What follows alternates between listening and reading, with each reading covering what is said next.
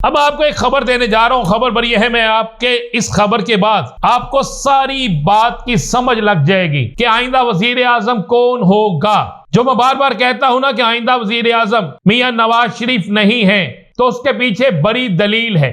Sir पहले देख तो लें कि वो मुस्लिम लीग नून जो अपने आप को अवामी होने का दावा करती है, और वो इलेक्शन कमीशन जो कहता है कि मुनसफाना इलेक्शन होंगे, कोई सरकारी मशीनरी किसी जगह भी इस्तेमाल नहीं होगी। जनाब चीफ इलेक्शन कमीशन साहब, जरा इसको नोट तो करें। पीपल्स पार्टी के एक रहनुमा ने आपको एक दरखास्त दी है। सुने, खबर यह है कि नवाज शरीफ को एक पैगाम मिल चुका है। ये वसूख से मैं कह रहा हूं, मियां नवाज शरीफ साहब को एक पैगाम मिल चुका है कि मियां साहब, यही बात आज चौधरी परवेज राय साहब ने भी कही है, नोट कर लीजिएगा। तहरीक इंसाफ हर सूरत में उसके नामजद उम्मीदवार इलेक्शन जीत रहे हैं। और साथ ये भी खबर दे दूं कि मुस्लिम लीग नून के लिए बुरी खबर ये आ रही है।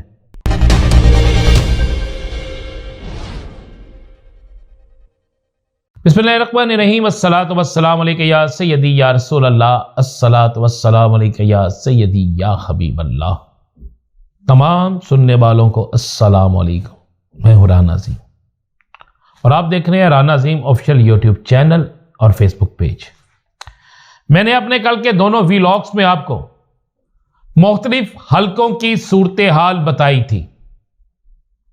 मैंने जो सूरत हाल बताई थी, लाहौर, फैसलाबाद, कसूर, ननकाना, इन चार हलकों की, इन चार शहरों की मैंने आपको सूरत हाल आपके सामने रखी थी। और उन चार शहरों में किस किस सीट पर कौमी असम्बली की तहरीक इंसाफ जीत रही है और किस सीट पर मुकाबला होगा आपके सामने रखा था। और आज इसकी तस्दीक मुस्लिम लीग नून की अपनी वो रिपोर्ट जो इलेक्शन के हवाले से है, उस रिपोर्ट में भी इस बात की तस्दीक हो गई है कि जो मैंने कल व्लॉग किया था, मेरे दोनों व्लॉग आज और कल के दोनों व्लॉग्स में मैंने जिन जिन हलकों का जिक्र किया था, उनकी रिपोर्ट में भी वही कुछ है। और मैं समझता हूं कि फिर एक हमारी जीत हुई, यानी हमारी खबर 100% दुरुस्त हुई। बहुत से लोग मुझे कहते हैं राना साहब आपने ये कहा था लेकिन बड़ी लेट हुआ। तो यही तो खबर का मजा है कि जो काम लेट होना है उसको पहले बता दिया जाए, जो काम हो चुका है उसका जिक्र करना खबर नहीं होती। अब आपको एक खबर देने जा रहा हूं। खबर बड़ी है, मैं आपके इस खबर के बाद आपको सारी बात की समझ लग जाएगी कि आइंदा वजीर आजम कौन होगा। जो मैं बार बार कहता हूं ना कि आइंदा वजीर आजम मियां नवाज शरीफ नहीं है, तो उसके पीछे बड़ी दलील है। मियां नवाज शरीफ साहब कल जलसा करने जाते हैं हाफजाबाद में। आज उनका जलसा होता है खानेवाल में, उसमें वो खुद नहीं जाते, मरियम साहिबा को भेज देते हैं। कल वो हाफजाबाद खुद जाते हैं और कहा जाता है कि मियां साहब क्या ताबड़तोड़ जलसों का फैसला हो चुका है। सर पहले देख तो लें कि वो मुस्लिम लीग नून जो अपने आप को अवामी होने का दावा करती है, और वो इलेक्शन कमीशन जो कहता है कि मुनसफाना इलेक्शन होंगे, कोई सरकारी मशीनरी किसी जगह भी इस्तेमाल नहीं होगी। जनाब चीफ इलेक्शन कमीशन साहब, जरा इसको नोट तो करें।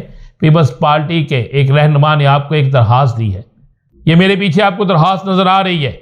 इस दरखास्त का आप देख रहे हैं, इसमें उन्होंने कहा है कि किस तरीके से नवाज शरीफ के जलसे को कामयाब बनाने के लिए स्कूल के बच्चों की छुट्टी कराई गई। फिर आप जरा, ये एक चौकीदार का शॉट है, जो सरकारी स्कूल का चौकीदार, वो क्या कहता है वो भी सुन लें। आज छुट्टी का ऐलान कर दिया गया है। फिर ये स्कूल की बच्चियां हैं, ये क्या कह रही हैं जिनको छुट्टी हो गई स्कूल से, ये भी सुन लें। हमें छुट्टी क्यों की गई है और नवाज शरीफ की वजह से छुट्टी की गई है वैसे, और ये नहीं करनी चाहिए थी क्योंकि हमारी तलीम का हर्ज हो रहा है।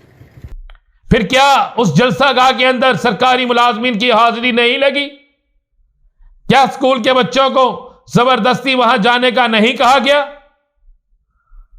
अगर अवाम पसंद नहीं करती, अगर अवाम वाज़े तौर पर यह बात कहती है कि हमें किसी सूरत में भी नवाज शरीफ नहीं चाहिए, तो फिर सबसे बड़ी बात यह कि मियां नवाज शरीफ साहब ने कल सिर्फ 10 मिनट की तकरीर की। लंबी चौड़ी घंटा घंटा सवा सवा घंटा तकरीर करने वाले नवाज शरीफ क्यों चले गए? सुने, खबर यह है कि नवाज शरीफ को एक पैगाम मिल चुका है। यह वसूख से मैं कह रहा हूं, मियां नवाज शरीफ साहब को एक पैगाम मिल चुका है कि मियां साहब आप वजीर आजम नहीं हैं। मियां साहब तमाम सर्वे आपके खिलाफ है और तहरीक इंसाफ के हक में है। यानी एक शख्स जो जेल में बैठा है, एक शख्स जिस पर जो पाबंदे सलासल है, जिस पर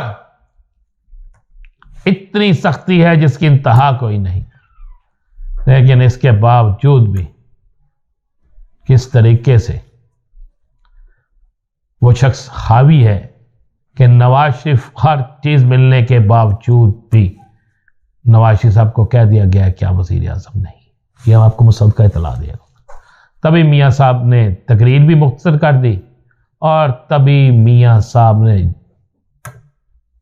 फौरी तौर पर वापसी का रास्ता भी ले लिया और तभी यह कह दिया गया कि सेहत इजाजत नहीं देती, इसलिए मुस्लिम लीग नून के लोग कह रहे हैं कि उनकी सेहत इजाजत नहीं देती, इसलिए मजीद जलसों में उनका जाना अभी मुमकिन नहीं है, जरा सेहत ठीक हो जाए फिर जाएंगे। और असल बात तो वो जो मैंने बहुत पहले कही थी कि मियाँ साहब जा रहे हैं वापसी के लिए। मियाँ साहब को जैसे इतला मिली तो 25 मिनट की तकरीर 10 मिनट में खत्म कर दी और मियाँ साहब ने वापसी का रास्ता ले लिया। सख्त परेशान है मियाँ साहब और मियाँ साहब वजीर आजम नहीं बन रहे। इमरान खान को माइनस करते करते मियाँ साहब खुद माइनस होने जा रहे हैं। मियाँ साहब वजीर आजम की दौर से माइनस हो चुके हैं। यह आपको मैं बिल्कुल लिखी पढ़ी बात बता रहा हूं। कप्तान ने आज सहाफियों से गुफ्तगू की, कमाल की गुफ्तगू थी।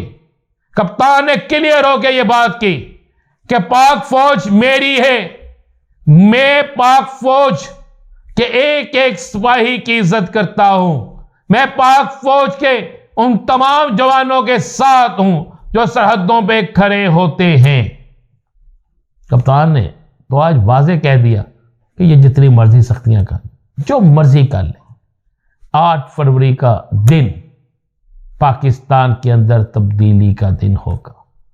कप्तान ने आज जितनी गुफ्तगू की है सहाफियों के साथ जेल में, उसके बाद आपको ये मैं खबर दे रहा हूं कि आग लग गई है, हलचल मच गई है सियासी जमातों के अंदर और कप्तान की गुफ्तगू को लेकर कई सियासी जमातें सर पकड़कर बैठ गई हैं कि ये हमारे साथ हो क्या गया है।